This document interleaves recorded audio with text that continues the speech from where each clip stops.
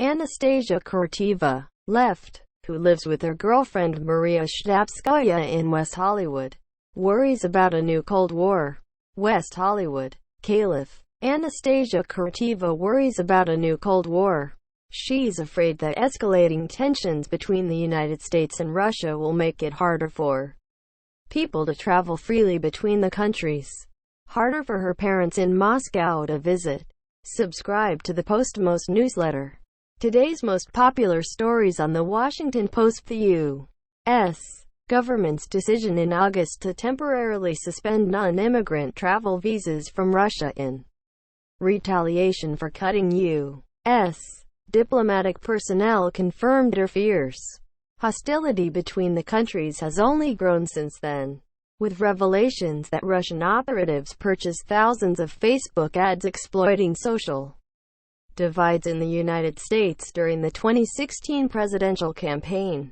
I heard stories about the Cold War and how scary it was for both sides to be in that kind of war, said Kurteva, who immigrated to the United States in 2002. Russian Americans are in the worst situation, because you're in between two countries and you have ties to both of them. For Russian Americans, renewed acrimony between their native country and their adoptive home is stirring memories of a time when Russia was enemy no. one in the United States. Their fears have merit. A CNN poll in August found that 89% of Americans see Russia as a threat, a proportion almost as large as during the height of the Cold War in 1983, when 96% feared Russia. That political climate has revealed a generational divide in America's community of Russian immigrants, between an older wave of Jewish refugees who fled the Soviet Union in the midst of the Cold War, and a younger cohort who, like Kurteva, arrived with high expectations for a richer life and no memory of the international strife.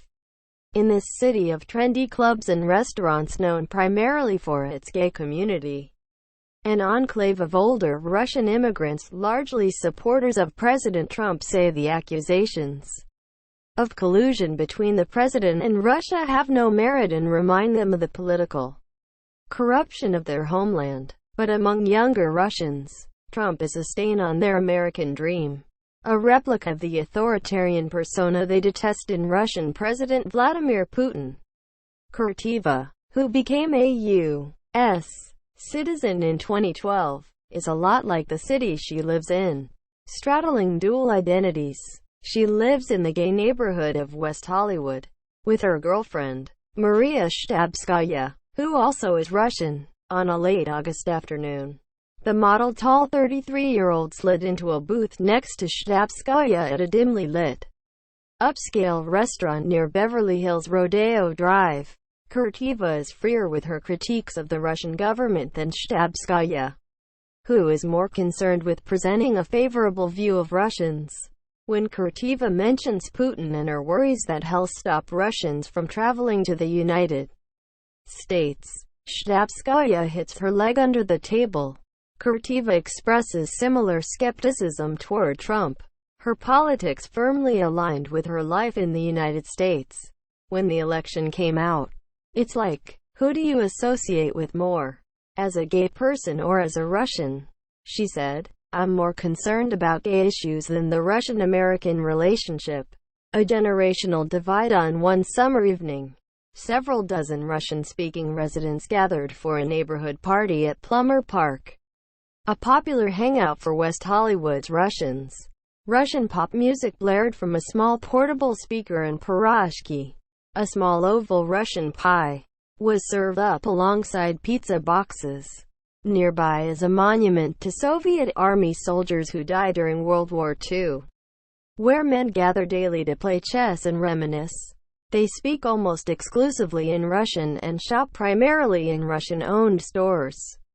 Because many don't speak English, they watch state-run television from Moscow. They tend to be Republican and sympathetic to Trump. Specks of red in an overwhelmingly blue neighborhood. Democratic policies remind them of the socialism they escaped. Raisa Aguf, a redhead with an equally fiery personality, donned a red apron and served up the casual fare. She moved here from Latvia in 1980 when it was still under Soviet rule. She started the first Russian travel agency in West Hollywood, and she's a longtime member of the Russian Advisory Board, a group created by the city council to address the needs of the immigrant community. Aguff, a senior who declined to give her age, said she loves the United States, but based on what she sees on Russian television news about the investigations into meddling in the election and collusion with Trump, it's hard to know what's right, what's wrong. Regardless, she supports Trump's politics and thinks he's getting a raw deal. I voted for him, and I believe he could do the job, if people let him, she said. Raisa Aguff, who moved here from Latvia in 1980, supports Trump and thinks he's getting a raw deal. For many former Soviet Jews, the allegations of collusion remind them of the life they left behind, where a casual meeting could lead to accusations of political crimes. Andrew Korobkov, a professor of Russian studies at Mid-Tennessee University, says that the endless focus on Russians ultimately empowers Putin. It goes way beyond the McCarthyism, the amount of time devoted to Russia, the level of viciousness. Korobkov said, I think the only person who enjoys the current hysteria is Putin, because he was made a superhero in the U.S. media and his powers are mostly exaggerated. Among a younger cohort of Russian immigrants, there is disappointment that Trump won the election. Farhad Yusupov, the current chairman of the Russian Advisory Board and one of the few members who is not older or Jewish, called Trump a puppet. He has no doubt that the Russians tampered with the U.S. election, and he was devastated by its outcome. Those older people at home, they watch Russian TV. Some believe it or not like Putin. Some of them like Trump, said Yusupov, 48. Most of my friends are Russian, but most of my friends are more liberal. Our first years in America, our favorite show was Seinfeld, and that's what molded us. Battling stereotypes one day, Nina Pankratz bumped into a neighbor in her apartment building. He was having computer problems and asked her, do you know any good Russian hackers? A professional theatrical actress in Moscow, Pankratz has struggled to find work since she moved to the United States in 1994. The closest she has come to a big break was last year when she had 6 callbacks for the Russian spy drama The Americans. She worries she's too smiley to play the archetypal Russian. It's why her agent tells his Russian clients to lose their accents for any chance at a diversity of roles. Russians are Hollywood's remaining acceptable typecasted villain. No one is offended by a Russian bad guy. Pankratz describes herself as apolitical, but the intense focus on Russians as sleuths can be annoying. She said, she is nostalgic for her home country. She criticizes the rigidity of American rules and laws, fears getting pulled over by a U.S.